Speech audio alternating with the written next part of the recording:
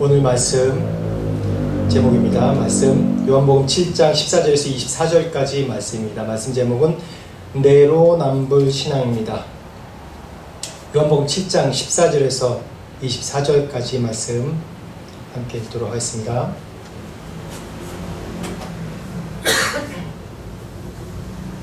같이 읽겠습니다. 이미 명절의 중간이 되어 예수께서 성전에 올라가사 가르치시니 유대인들이 놀랍게 여겨 이르시되 이 사람은 배우지 아니하였거늘 어떻게 그를 아느냐 하니 예수께서 대답하여 이르시되 내 교훈은 내 것이 아니요 나를 보내신 이의 것이라. 사람이 하나님의 뜻을 행하려 하면 이 교훈이 하나님께로부터 왔는지 내가 스스로 말함인지 아니라. 스스로 말하는 자는 자기 영광만 구하되 보내신 이의 영광을 구하는 자는 참되니 그 속에 불의가 없느니라. 모세가 너희에게 율법을 주지 아니하였느냐? 너희 중에 율법을 지키는 자가 없도다. 너희가 어찌하여 나를 죽이려 하느냐? 무리가 대답하되 당신은 귀신이 들렸도다. 누가 당신을 죽이려 하나이까? 예수께서 대답하여 이르시되 내가 한 가지 일을 행하매 너희가 다 이로 말미암아 이상히 여기니로다.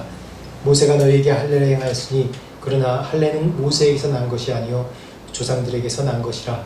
그러므로 너희가 안식일에도 사람에게 할례를 행하느니라. 모세의 율법을 범하지 아니하려고 사람이 안식일에도 할례를 받는 일이 있거든 내가 안식일에 사람의 전신을 건전하게 한 것으로 너희가 내게 노여워하느냐? 외모로 판단하지 말고 공의롭게 판단하라 하시니라. 아멘. 오늘 말씀 16장 14절부터 말씀입니다. 지난주에 요한복음 7장 이제 1절부터 쭉 말씀 보면서 예수님 한번 이어지는 말씀이니까 잠깐 이제 지난주 1절부터 14절 말씀 잠깐 보면 예수님께서 이제 자신의 형제들에게 좀 오히려 믿지 않고 형제들이 믿지 않고 좀 조롱하는 장면이 나오죠. 예수님께서 사람들을 많이 고치시고 또 하나님의 뜻을 말씀하는 사람들이 놀라고 했지만은 여전히 6장 말씀 끝에 보면 예수님의 그런 하늘나라의 천국의 진리의 말씀을 전할 때 사람들이 이 말씀을 어떻게 믿느냐 하면서 떠나는 장면들이 나옵니다. 7장의 말씀에서도 그렇지만 12제자들이 남아있죠. 7장의 말씀에서도 예수님을 누구보다도 잘 알고 같이 자랐던 형제들마저도 예수님을 믿지 않는 장면이 나옵니다. 그래서 좀 조롱에 섞인 언어로 이제 예루살렘 가서 형님 예루살렘 가서 형님의 그런 능력과 행한 일들을 좀 보이시고 그래야지 사람들이 믿고 그러지 않겠습니까? 라면서 이 형제들이 예수님을 예루살렘으로 명절 때 가라고 그렇게 권유하는 장면이 나옵니다. 근데 권유해서 그런 게 아니라 이 말씀에 분명히 형제들 또한 예수님 믿지 아니하니라 라고 나옵니다.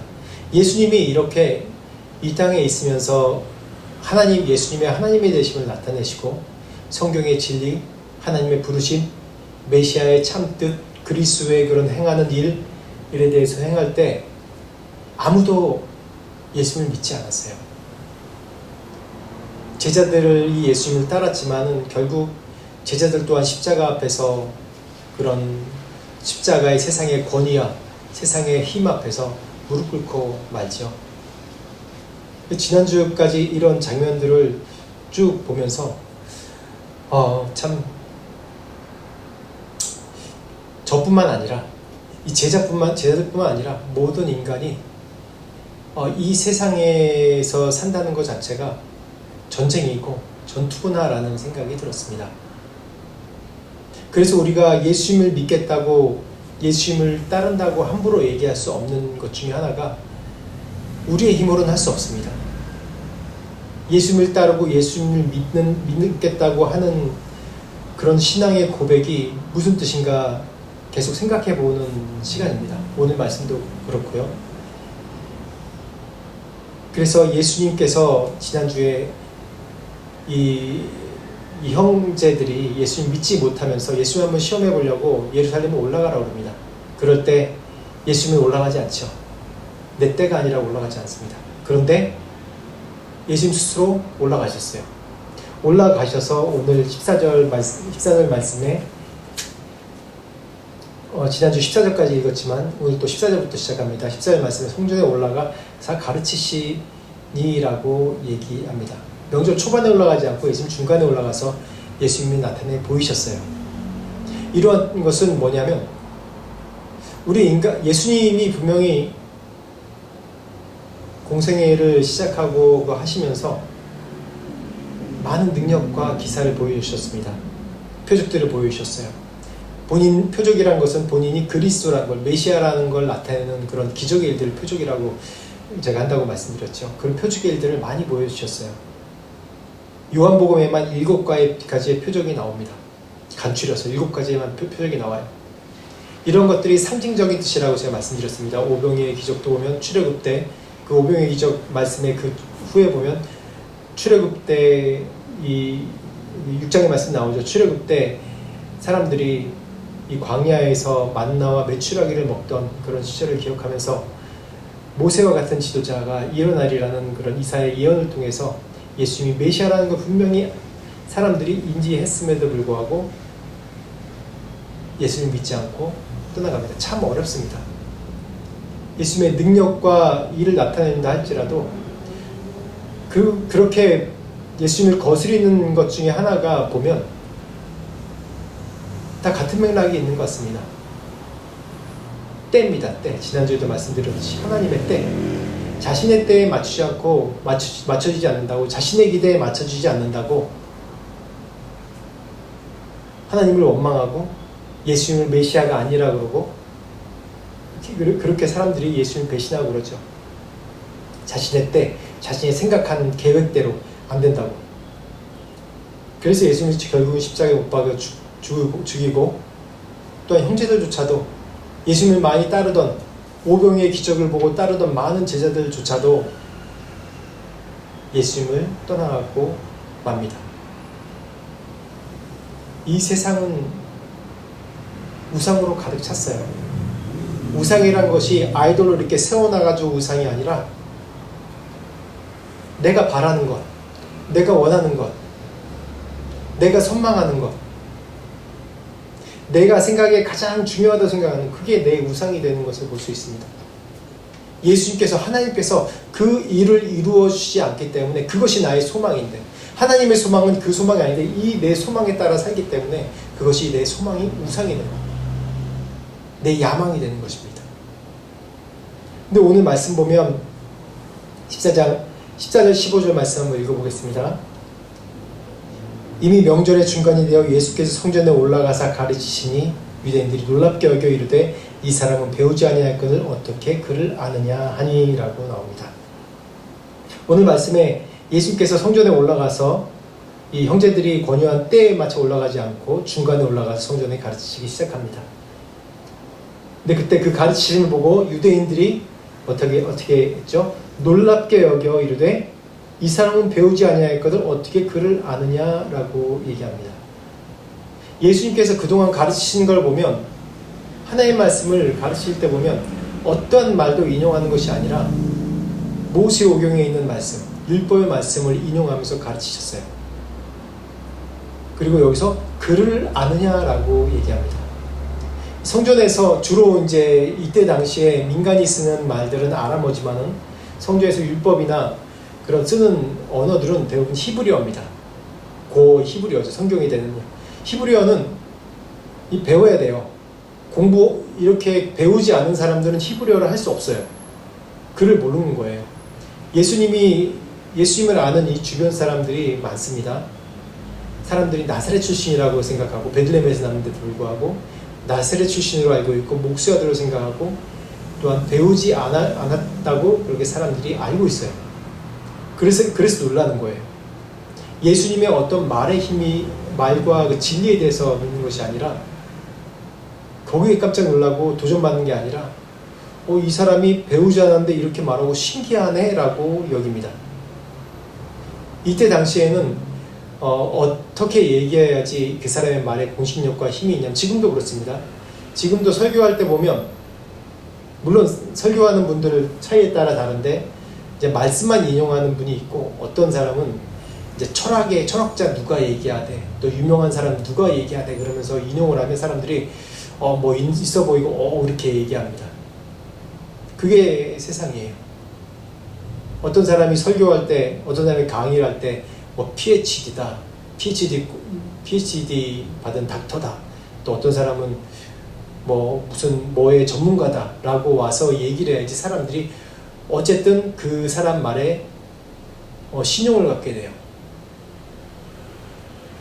근데 예수님은 여기서 그런 아무것도 인용치 않고 오직 말씀으로만, 아무 디그리도 없고 배웠다는 그런 얘기도 들어본 적도 없고 사람들 주변에 아는데 배운 적도 없고, 그런데 글을 읽고 하나님의 말씀을 가르친다는 것에 신기해합니다.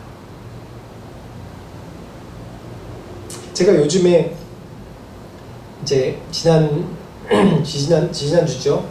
지난주에 저희 중부지회 수련회 때 김양재 목사님, 우리들 교회인가요? 우리들 교회 김양재 목사님이 이제 저희 중부지회 수련회 때 와서 2박 3일 이제 강의를 해주셨어요. 그 전부터 알고 있던 분이고, 제가 그분 초반 집사님 때부터 이제 와서 간증한 것에 대해서 듣고 알고 있었어요. 왜냐면 제가 선교단체 활동하면서도 저희도 묵상을 그런 식으로 계속 했거든요. 그러니까 네, 집사님이 참 열심히 묵상하시고 또 그 말씀의 기적, 그 매일마다 주시는 말씀의 기적, 좀 놀랍네, 말씀 잘 전하시네. 근데 어느 순간에 보니까 목사님이 돼 있고 교회를 하신다는 거예요. 그리고 또 교회가 급성장하고 부흥하는 거예요. 그리고 그 교회에서는 치유가 일어나고 가정회복이 일어난다는 거예요. 그래서 참 놀라웠어요. 그래서 그 후에도 이제 묵상 말씀 간증을 들어보고 어떻게 말씀 나누는지 또 들어봤는데 되게 쉽게 잘 전하신다 이렇게 생각만 했습니다.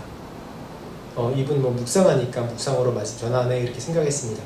근데 제가 이 목사님의 이런 강의를, 설교를 제가 재작년에만 들었어도 잘 그냥 이렇게 지나쳐 흘려들었을 거예요.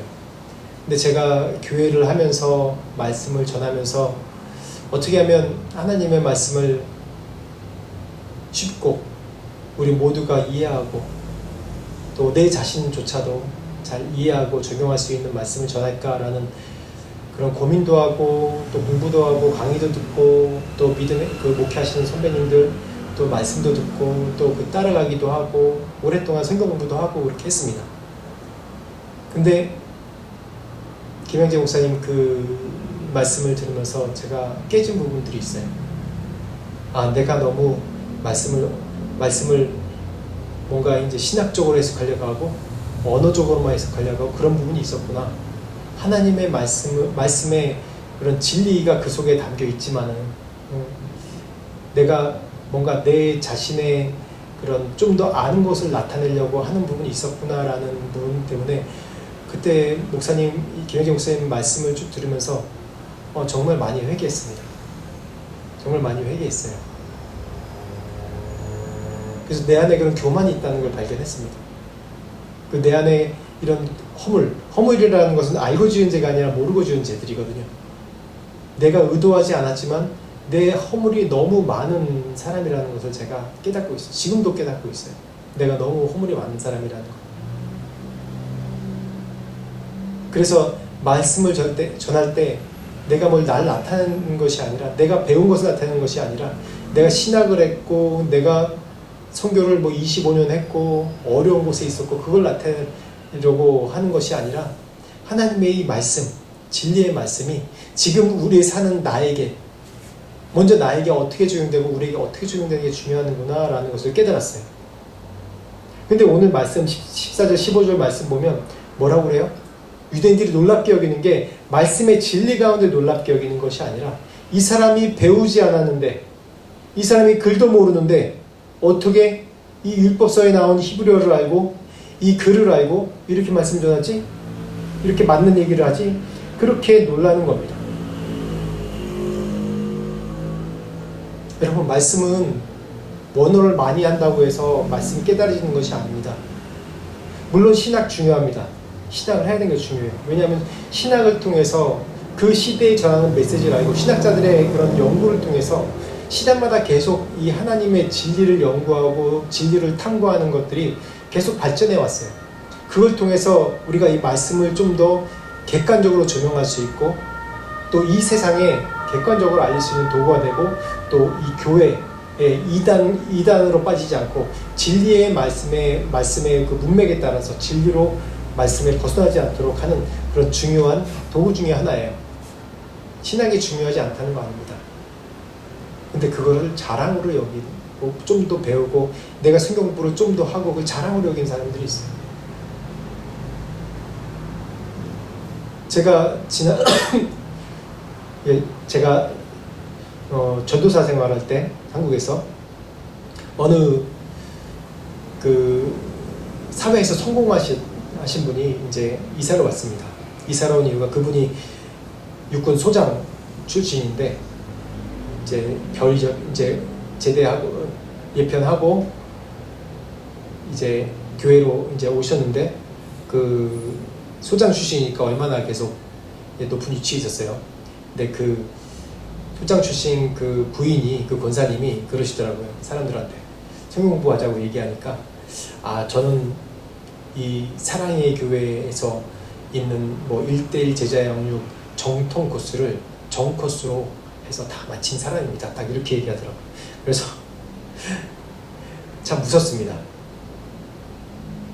이 세상은 계속 따지는 것이 이 사람이 뭘 배웠고 뭘 알고 있고 경력이 어떻게 되고 그런 걸로 따져요. 예수님에 대해서 깨닫고 예수님에 대해서 알 때도 이 말씀 가운데 있는 진리를 보려고 그런 것이 아니라 다른 배경, 다른 조건들을 봐서 이 말씀을 따지려고 해요. 이 말씀 교훈 그대로 받아들이고 아멘으로 화답하는 자가 이 말씀대로 살아나가는 게 중요하지 이 말씀을 전하는 자의 어떤 배경과 출신과 그런 게 중요한 것이 아닙니다. 오늘 16절 18절 말씀 한번 보겠습니다. 예수께서 대답하여 이르시되 내 교훈은 내 것이 아니요 나를 보내신 이의 것이니라. 사람이 하나님의 뜻을 행하려 하면 이 교훈이 하나님께로부터 왔는지 내가 스스로 말함인지 알리라. 이 예수님께서 전하는 본인이 이렇게 전하는 말씀이 어떠한 글에나 자신이 배운 곳에 있지 아니하고 뭐라고 그럽니까? 내 것이 아니요 나를 보내신 이의 것이니라 라고 얘기합니다. 이 하나님 뜻을 행하려면 이 교훈이 하나님께로부터 왔는지 내가 스스로 말함인지 알리라 라고 얘기합니다. 이 말씀에 대해서 정의를 예수님께서 말씀하신 것이에요. 하나님의 말씀은 이 사람이 얼마나 배우고 얼마나 알고 있고 그런 지식적 관점이 아니라 바로 어떻게 행하고 이 말씀대로 살아가려고 하는 그런 사람들의 것이라는 것입니다. 지식적인 관점으로 보면 이스라엘 역사나 뭐 고고학, 뭐 히브리어, 헬라어를 다 해야 되죠. 근데 중요한 건 그것이 아니에요. 말씀을 이 그라마적으로 보는 것, 문법적으로 보고 이걸 어떻게 사람들이 해석하지 못한 방법으로 해석하냐 그거 중요한 게 아니라 이 말씀을 있는 그대로 내가 어떻게 살아가고 이 말씀을 어떻게 적용하는지가 이게 바로 나의 말씀이 되고 이것을 따라서 말씀이 내 안에 살아있게 되는 것입니다. 왜냐? 이 말씀은 내 것이 아니잖아요. 하나님께서 내게 주신 것이지 않습니까? 그리고 예수님께서 이 말씀대로 살아내신 것 아닙니까? 이 말씀이 나를 인도하는 겁니다. 이 말씀 알기 때문에 자랑하는 것이 아니고요. 18절 19절 보겠습니다. 스스로 말하는 자는 자기 영광만 구하되 보내신 이의 영광을 구하는 자는 참되니 그 속에 불의가 없느니라. 모세가 너에게 율법을 주지 아니하였느냐? 너희 중에 율법을 지키는 자가 없도다. 너희가 어찌하여 나를 죽이려 하느냐? 왜 사람들이 예수님의 14절 15절에 예수님을 보고 글도 모르는 사람이 어떻게 글을 알까? 놀란 이유가 배운 것이 없는 사람이 어떻게 저렇게 말씀을 전하지? 라고 얘기한다고 그러죠. 이 근본 출발점이 다른 겁니다. 16절 18절에도 예수께서 말씀하셨듯이 하나님의 내 교훈이 아니요 이건 하나님의 것이라 라고 얘기하면서 모든 영광을 하나님께 돌립니다. 근데 오늘 18절에 스스로 말하는 자는 자기 영광만 구하되 보내신 이의 영광을 구한 자는 참되니 그 속에 불의가 없느니라 라고 얘기합니다. 이게 우리 세상에 속한 사람들의 그런 태도예요. 세상은 스스로 자기의 영광을 구합니다. 내가 아무리 열심히 설교를 하고 주님의 뜻 따라서 살겠다고 하고 예배를 많이 온다고 해도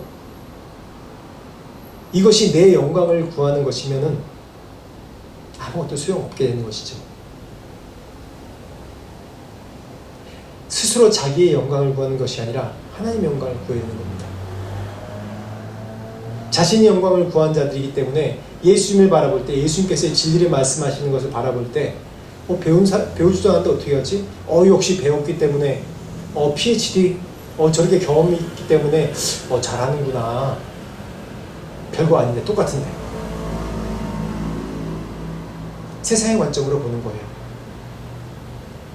왜냐하면 상대랑 비교해서 내가 없는 게 있는 사람 같으니까 들으려고 하는 거예요. 그 말씀을 들으려는 것이 아니라 말씀을 보려는 것이 아니라 하나님 나라의 세계관을 가져야 됩니다.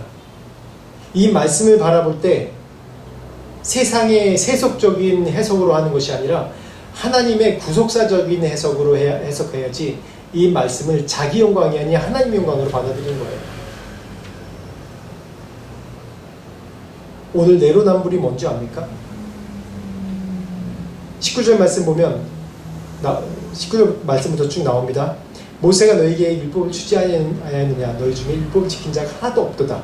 너희가 어찌하여 나를 죽이려느냐 라고 얘기합니다. 이 말이 참 이상해요. 19절 말씀에 여기 다 유대인들이고 유대인 지도자들이고 지도자들도 많고 그런데 그들에게 말하는 게 율법을 지키지 않는다고 오히려 예수님께서 정죄를 해요. 지킨 자가 하나도 없다고 해요. 어찌하여 나를 죽이려느냐라고 얘기합니다. 세상 사람들은 스스로 영광만 구하는 사람들을 보면 나는 틀린 말 안 해. 나는 내가 이렇게 살기 때문에 이렇게 얘기하는 거야. 정말 그렇게 끝까지 사는 사람들이 있을까요? 나는 진리만 말해. 참된 것만 말해. 아닙니다. 누구나 다 허물이 있고 실수가 있어요. 우리 인간은 불완전하기 때문에 난 내가 진실되고 참되다고 해도 나의 그런 진실됨과 참됨을 통해서 다른 사람이 상처받고 내가 원하지 않는 결과가 나타날 수 있습니다. 그렇기 때문에 자랑할 수 없어요. 그런 사람은 그래도 진실되게 살려고 하는 사람이죠. 근데 세상에 많은 사람들이 자신의 유익과 이익을 위해서 사는 사람들이 대부분입니다. 자신 것을 지키는 게 제일 중요해요. 자신이 가장 중요하다고 생각하는 걸 지키는 게 가장 중요해요.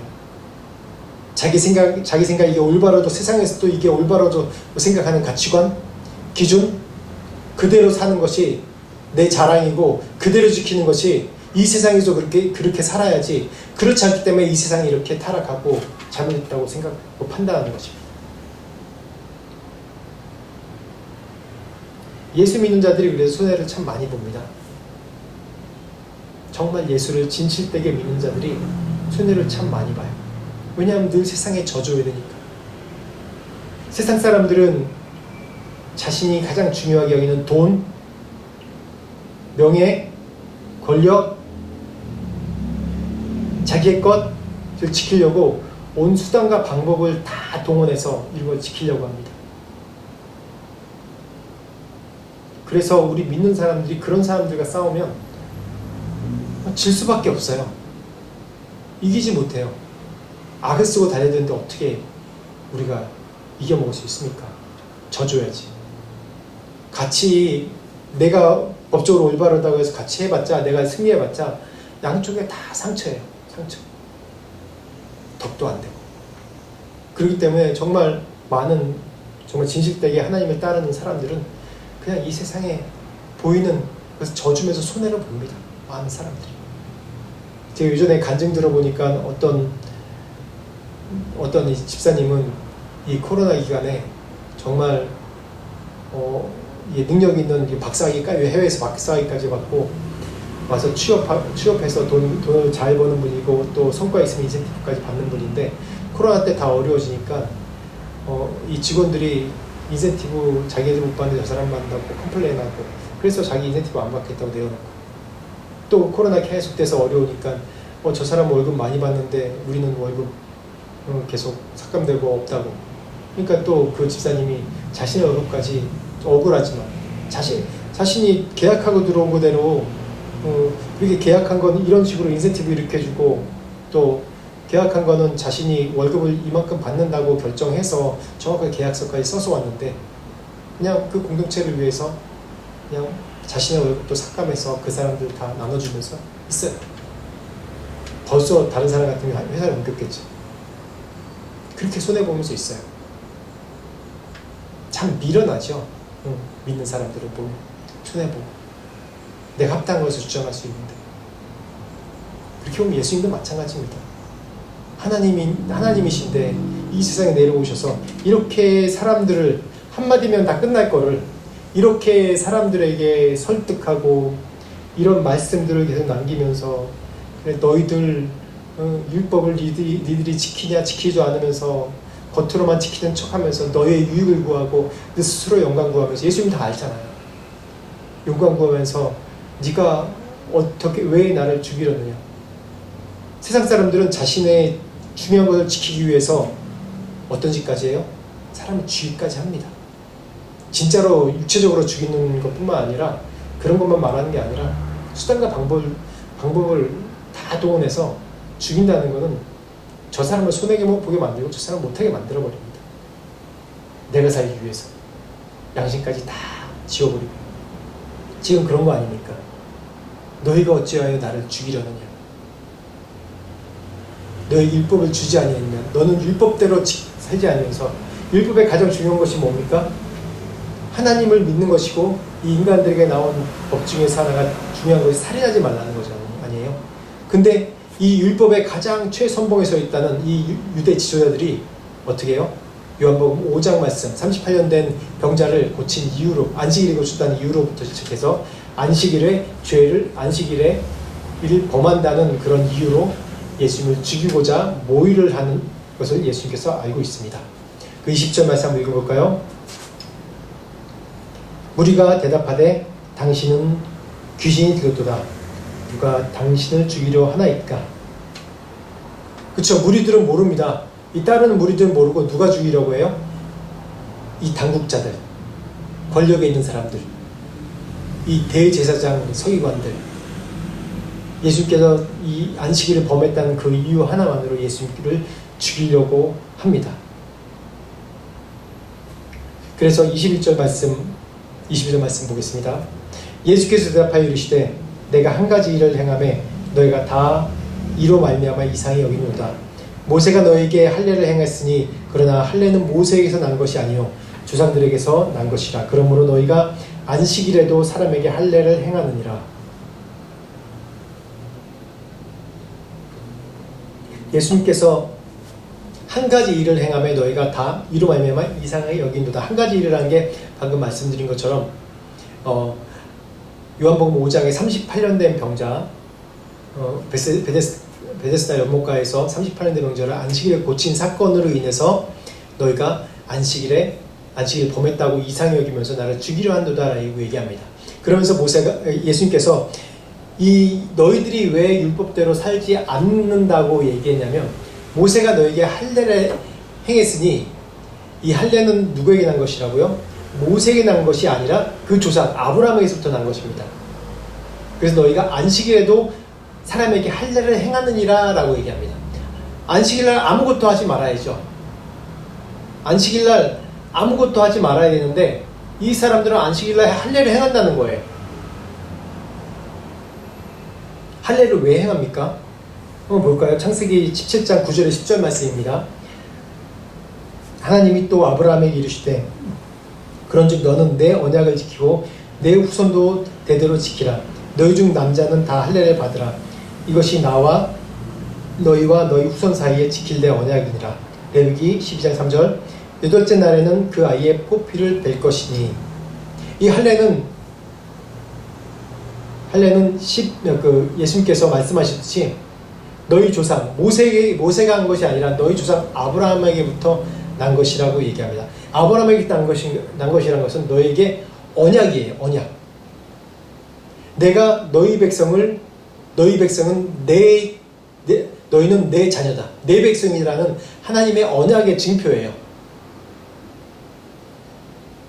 그래서 너희 후손 다 받으라라고 얘기하고 레위기 모세의 율법에는 12절 3절에 여덟째 날에 그 아이의 포피를 뺄 것이니라 라고 나옵니다. 명확하게 이게 율법에 이게 나와 있어요. 여덟째 날에. 그래서 유대인들은 이때 당시에도 어떻게 해석하냐면 이 율법을 해석하는 해석서에 보면 뭐라고 했냐면 생명이 유증한 경우 안식일에 치료를 해야 되느냐 말아야 되느냐 그런 논쟁과 질문이 있었는데 특히 할례에 대해서 이렇게 질문이 있었는데 뭐라고 해석하냐면 아브라함부터 온 것이니까 이거는 생명과 건강에 관한 것이니 안식일보다 크다라고 하면서 할례를 행하게 했습니다. 안식일보다 크다라고 하면서 맞죠? 율법을 제대로 해석한 겁니다. 율법에 제정하신 율법을 주신 목적이 이 인간을 살리기 위해 죄 많은 인간 죄 가운데 있는 인간을 살리기 위해서 하나님께서 우리에게 율법을 주신 거예요. 율법은 살리기 위한 것이지 죽이기 위한 것이 아닙니다. 맞죠? 율법은 우리를 살리기 위한 것이지 죽이기 위한 것이 아닙니다. 그래서 생명과 건강에 가는 것이 안식일보다 크도다라고 얘기하면서 할례를 어떻게 보면 잘 해석한 겁니다. 그래서 23절 한번 말씀 볼까요? 모세의 율법을 범하지 아니하려고 사람이 안식일에도 할례를 받는 일이 있거든 내가 안식일에 사람의 전신을 건전하게 한 것으로 너희가 내게 노여워하느냐라고 얘기합니다. 이때 이 유대인들은 이 신체를 또한 방금 말씀드린 것처럼 그 생명에 관한 것을 굉장히 중요하게 여겼습니다. 실제로 이들 이론이 생명에 관한 것, 또 건강에 관한 것에 대해서는 또 안식일에 그것을 할 수 있게 또 용인해주는 그런 또 해석들이 이제 많이 있습니다. 지금까지도. 실제로 이제 할례에 대해서는 또 할례를 하면 이제 몸을 정결하고 깨끗하게 하는 그런 것이 있기 때문에 또 장려를 하기도 해요. 그 예수님께서 얘기한 겁니다. 다시 얘기하면 내로남불이란 얘기예요. 너희가 할례를 행할 때 너희가 이 아브라함에게 모세에 나온 율법대로 8일 만에 할례를 행하라고 했으니까 태어난 지 8일째가 안식일이라도 생명에 대한 것이니까 또 너희가 용납했듯이 왜 안식일에 내가 38년 된 병자를 살렸다고 그래서 온전하게 했다고 왜 너희가 그걸 오히려 노여하느냐라고 얘기합니다. 다시 얘기해서 내로남불이죠. 내로남불의 사전적인 뜻을 보니까 내가 하면 로맨스고 남불, 남이 하면 불륜이라는 거예요. 내가 하면 로맨스고 남이 하면 불륜. 내가 하는 건 정당하고 남이 하는 건 잘못됐다는 뜻으로 사용되는 요즘 이제 시대 얘기하는 또 사자성어 비슷하게 얘기하는 좀 이제 용어입니다. 내로남불. 우리가 내로남불 신앙이 아닐까요? 이때 당시 유대 이 지도자들이 내로남불 신앙이에요. 자신들이 있는 율법에 대해서는 자신이 그렇게 해석하면서 오히려 생명에 관한 해석인데 내가 하면 맞고 예수님이 하면 안 된다는 거예요. 한번 바꿔놔 보세요. 예수님이 안 했다. 예수님이 안 했고 혹시 그 중에 제사장이나 다른 사람이 이런 일을 행했다. 그럼 어떻게 할 겁니까? 용납해 줬겠죠. 자신의 그런 그룹 안에 커뮤니티 안에 들어있는 사람이니까. 이게 내로남불이에요. 예수님께서 계속해서 일부러 이 유대 지도자들의 그 뜻에 거스르는 행동을 하고 계속해서 도전을 해요. 성전을 정화시키는 그런 일을 하고. 왜냐? 이들이 다 이런 같은 맥락에 보면 같은 일맥상통하는 게 뭐냐면 자신의 영광을 구하려고, 자신의 유익을 구하려고 율법을 이용하고 이 모세오경을 이용하고 하나님의 백성을 이용하는 거예요. 유대인들이 하나님의 백성 아닙니까? 그리고 모두가 다 율법대로 살도록 그런 명령받은 사람들 아니에요? 그렇게 부름받은 사람이고 온 세계에 복음을 전한, 하나님의 진리 구원을 전할 통로의 역할을 하는 나라입니다. 근데 그 나라의 가장 이끄는 지도자들이 어떤 일을 하냐면 율법을 구보 해석해서 자신들에게, 자신의 그런 커뮤니티, 자신들이 만들어 놓은 그 굴레 안에서 순종하며 잘 사는 것은 맞다 그러고 그러지 않은 것은 다 틀리다고 하기 때문에 오히려 이들이 사람들을 지옥으로 이끄는 거예요. 율법을 주신 하나님의 진리에 대해서, 하나님의 사랑에 대해서, 은혜에 대해서 정하는 것이 아니라 규칙을 지키라고만 명령하는 거예요.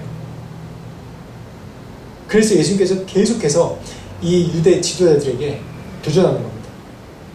안식일에 병을 고치고, 그래서 너희들이 지키는 것들이 너희들이 생각하는 것이 잘못됐다. 너희 스스로 영광만 구한다. 너희의 영광을 구하려고 하는 것이 아니냐. 하나님의 영광을 구하려고 하는 것이 아니다. 라고 계속해서 얘기해요.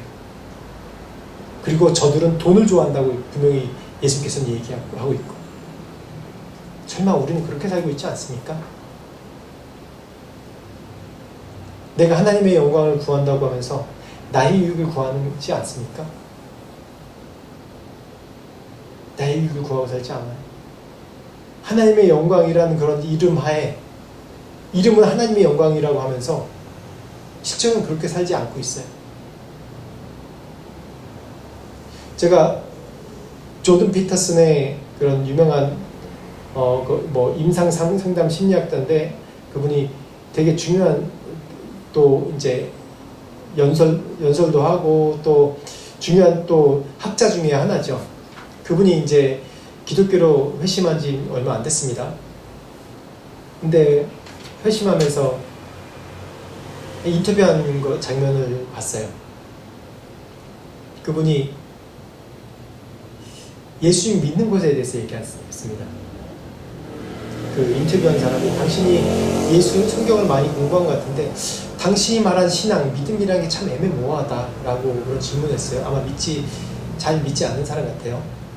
근데 그 조던 피터슨 그 얘기에 참 감동받은 게 뭐냐면, 예수 그리스도를 믿는다는 것이 뭔지 아냐? 우리가 잘못 생각하고 있다는 거. 예수 그리스도를 믿는다는 것은 전적인 자신의 모든 것을 내려놓고 헌신해서 예수님 길을 따른다는 겁니다. 예수님의 그런 오병이의 기적, 그런 것이 아니라 명확하게 얘기하는 거예요. 예수님에 당한 고난, 핍박, 심지어는 지옥 문화까지 내려갔다 온 것, 죽음, 이런 모든 것까지 감수한다는 것이 예수 믿는다는 거라는 거예요. 그것이 진정 예수 믿는다는 소리, 그래서 함부로 할 수 없다는 겁니다. 내가 그렇게 예수를 믿고 있으니까?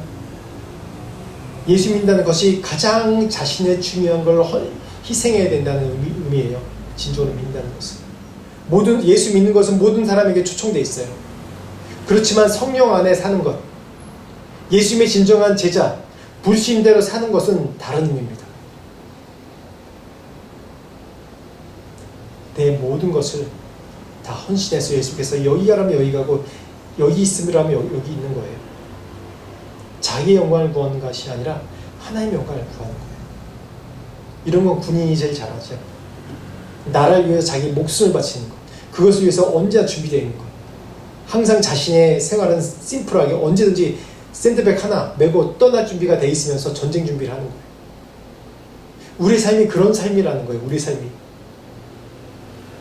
이 장막 같은 이 세상의 삶에서 길어봤자 100년, 120년 그런 삶 가운데서 언젠간 떠날 수 있는 삶 가운데 영원히 살 것처럼 하지 말라는 거예요.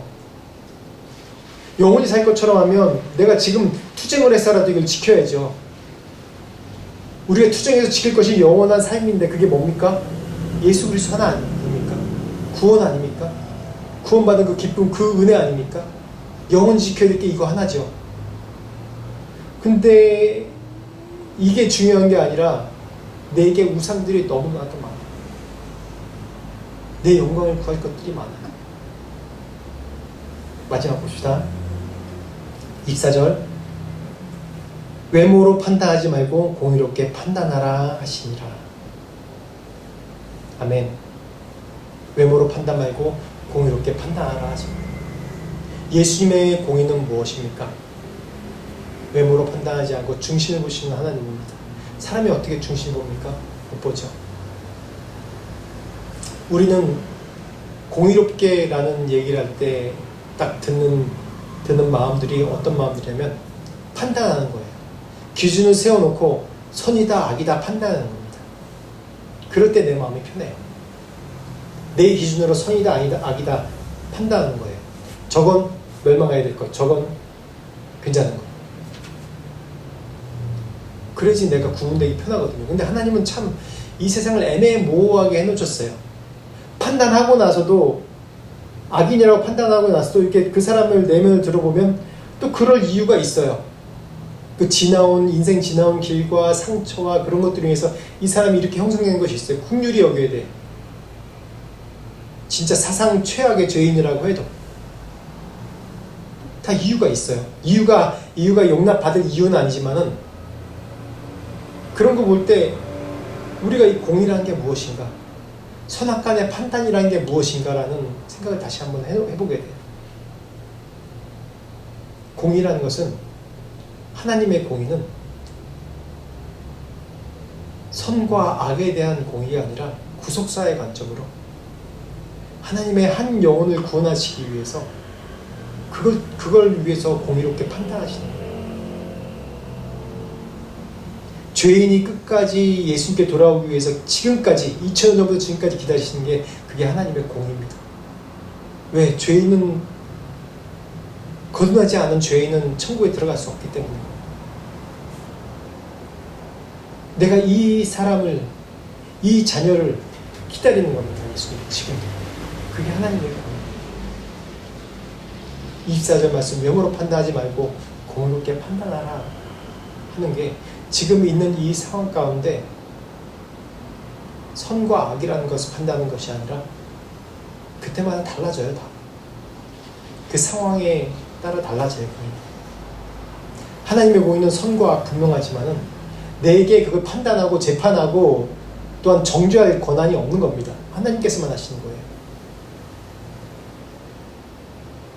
나에게는 사랑으로 품어주고 또 하나님께 판단을 맡기고 하나님께서 인도하시도록 기도하는 거예요. 그게 하나님의 공의입니다. 언제나 우리는 내로남불이 될 수 있는 신앙을 가진 사람들입니다. 그걸 아십시오. 나는 공의롭고 올바르다고 하지만은 결국 보면 나로 인해서 상처 입은 사람도 있고 나로 인해서 예수님 떠난 사람들도 있어요. 저도 그런 실수를 했습니다. 나는 최선을 다했다고 그러고 한 점 부끄러움 없다고 그 사람에게 너무 내가 최선을 다해 사랑하고 섬겨주고 주변 사람을 다 인정할 만큼 그랬다가 할지라도 상처받은 사람은 내가 그걸로 인해서 내가 예수님 떠났다고까지 얘기하는 사람도 있어요. 그렇게 죄인입니다. 그래서 누구든지 내가 올바르다고 얘기할 수 없습니다. 그런 내로남불의 신앙이 되지 않게 조심하십시오. 주의해야 됩니다. 그 주님 앞에 늘 무릎 꿇고 나의 허물과 죄를 용서해 주시고 내가 내 기준으로 선악간에 판단하는 것이 아니라 하나님의 사랑과 은혜의 기준으로 공의로 판단할 수 있도록 도와달라, 지혜달라고 기도해요. 그래서 우리 한 목소리로 같이 기도하겠습니다. 오늘 말씀 받은 은혜 놓고 같이 기도하겠습니다. 하나님 아버지 감사합니다. 오늘 말씀을 통해서 우리에게 가르쳐 주시고 또 하나님의 공의와 은혜에 대해서 가르쳐 주셔서 감사합니다. 하나님의 공의대로 살지만 하나님 내가 그 기준을 판단 기준으로 되는 것이 아니라 오직 모든 판단 기준이 주님께 맡겨드리게 하시고 하나님 오직 주님의 사랑과 은혜를 간구하는 저희들 될 수 있도록 축복하여 주소서. 하나님 감사합니다. 오늘 말씀 나눠주셔서 감사합니다. 하나님 은혜의 말씀 우리 심령에 막히게 하시고, 하나님 우리가 이 세상 살면서 모든 상황들이 또한 우리를 둘러싸고 우리에게 고난을 주고 이해받지 못한 상황이지만 그 가운데 하나님의 인도하심과 또한 긍휼을 보며 소망할 수 있도록 도와주시옵소서. 지금 우리 주 예수 그리스도의 은혜와 하나님 아버지의 무한하신 사랑과 성령님의 감화 감동 역사하심이 주님의 뜻대로 살려고 하는 내로남불의 신앙이 아니라 하나님의 은혜와 사랑과 구원의 관점으로 이 세상을 살려고 하는, 보려고 하는 모든 사람들에게 지금부터 영원토록 함께 하시기를 간절히 축원하옵나이다.